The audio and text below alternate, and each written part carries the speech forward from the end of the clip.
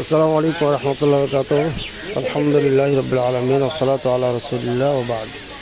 সম্মানিত দেশবাসী, আজকে একটা ভিন্ন ধরনের লাইভে আসলাম। এই যে দেখি গাড়ির গ্লাস ভেঙে এসে ডাকাইতে আক্রমণ করেছিল।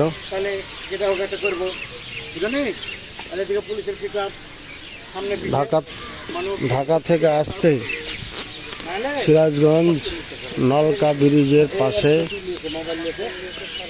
সামনে পিছনে পুলিশে কভার ভ্যান ছিল। এরপরও ডাকাতেরা আক্রমণ করে এবং ড্রাইভার মারাত্মকভাবে আহত হয়।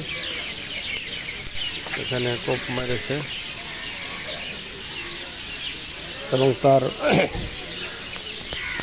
এখানে কোপের চিহ্ন দেখা যাচ্ছে এবং তার থেকে মোবাইল যা ছিল নিয়ে গেছে। আল্লাহর অশেষ মেহেরবানি যে গাড়ির ওপর দিয়ে গেছে এই গ্লাসটা ভেঙেছে, আর এখানে জোরে আঘাত করেছে, বুঝতে পারছেন। বাকি কিছু টাকা পয়সা নিয়ে গেছে, এছাড়া আর অন্য কিছু তেমন বড় ধরনের সমস্যা আলহামদুলিল্লাহ হয় নাই। তবে আমি সিরাজগঞ্জের হাইওয়ে রোডের যারা দায়িত্বশীল আছেন, প্রশাসন, খাস করে সিরাজগঞ্জের প্রশাসনের দৃষ্টি আকর্ষণ করব। প্লাস বাংলাদেশে যারা দায়িত্বে আছেন, ওখানে যথেষ্ট প্রশাসনের পক্ষ থেকে যারা ডিউটিতে ছিলেন তারা আলহামদুলিল্লাহ হেল্প করেছেন। তারা দ্রুত এসেছেন, কিন্তু অবস্থাটা এমন ছিল যে সাধারণ জনগণ, বাস ভর্তি জনগণ, ট্রাক পুরা জ্যাম লেগেছিল জায়গাটায়। ধীরে ধীরে গাড়িগুলো আগাচ্ছিল। এত শত শত লোক থাকা সত্ত্বেও কেউ সাহস করে নামতে পারে নাই। পরে একটা ট্রাক ড্রাইভার নামে এবং হাল্লা দেয়, বলে যে সবাই নেমে আসুন। এরপরে প্রশাসনের লোকজন যখন আসে, টের পায়, তখন তারা পালিয়ে যায়। কিন্তু এই মুহূর্তে ড্রাইভারকে ধরে তারা মারতে মারতে কলা বাগানে নিয়ে যায়। মোটামুটি 5-6 মিনিট তাদের সাথে এমন কিছু চলতে থাকে। আল্লাহর অশেষ রহমত যে এখানে আমার জামাই এবং মেয়ে ছিল, আল্লাহ তাদেরকে নিরাপদে রেখেছেন। সামান্য কিছু আঘাতপ্রাপ্ত হয়েছে জামাই। তো সব মিলে আল্লাহ যে হেফাজত করেছেন, এর জন্য আল্লাহর কাছে লাখো শুকরিয়া, অগণিত শুকরিয়া জ্ঞাপন করছি আলহামদুলিল্লাহ। আর সাথে সাথে সিরাজগঞ্জ প্রশাসনের দৃষ্টি আকর্ষণ করব যে এই হাইওয়ে জনগণকে নিরাপত্তার দায়িত্ব আপনাদের রয়েছে। আপনারা যথেষ্ট কাজ করছেন, কিন্তু আপনাদেরকে কৌশল ব্যবহার করতে হবে। প্রয়োজনে যাত্রী সেজে বারবার ওখান দিয়ে যাতায়াত করতে হবে। গোয়েন্দা এবং বিভিন্ন বাহিনী যারা রয়েছেন তাদেরকে অবশ্যই ডাকাত দলকে উদ্ধার করতে হবে। কারণ এর আগেও আমার এক ভাইগনার গাড়িতে কুঠারের আঘাত করেছিল, আল্লাহ তাকে বাঁচিয়ে দেয়। কিন্তু এভাবে আমার অজান্তে, আমার জানা নাই কত মানুষ এভাবে যে এই ঈদমুখী মানুষগুলো যে কত বিপদের সম্মুখীন হবে বা হচ্ছে, ইতিপূর্বে হয়েছে। এই জন্য অবশ্যই হাইওয়ে রোডে যদি আপনার ডাকাইতে হয়, তাহলে লোকাল রোডে কী অবস্থা হবে। এই জন্য প্রশাসনে আমি বলবো যে আরও বুদ্ধিমত্তার সাথে কাজ করে ডাকাত দলকে নির্মূল করতে হবে। এটা দেশ ও জাতি, এটা আপনার সবার দাবি।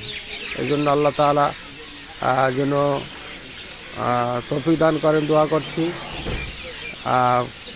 মোটামুটি সব জায়গায় শান্ত রয়েছে। কিছু কিছু জায়গাতে ডাকাতেরা খুব উৎপাত শুরু করেছে।